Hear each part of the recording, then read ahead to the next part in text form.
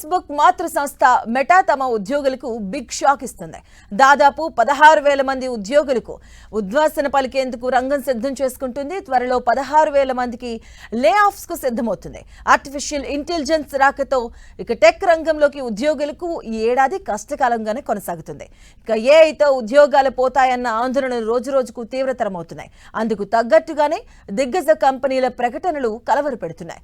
ఇప్పుడు ఫేస్బుక్ మాతృ సంస్థ మెటా భారీ ఎత్తున లే ఆఫ్లకు సిద్ధమవడం టెక్నాలజీ రంగంలో ఊహించని పరిణామంగా చెబుతున్నారు నిపుణులు. ఇక ఏఐలో పెట్టుబడులను పెంచుతున్న మెటా ఉద్యోగుల సంఖ్యలో భారీగా కోత పెట్టాలని భావిస్తుంది. ఇందుకు సంబంధించిన ప్రణాళికలను company top executives, senior leaders తో పంచుకున్నట్టుగా సమాచారం. అంటే సంస్థ సిబ్బందిలోని దాదాపు 20% మందిని తొలగించారని మెటా యోచిస్తున్నట్టుగా తెలుస్తుంది.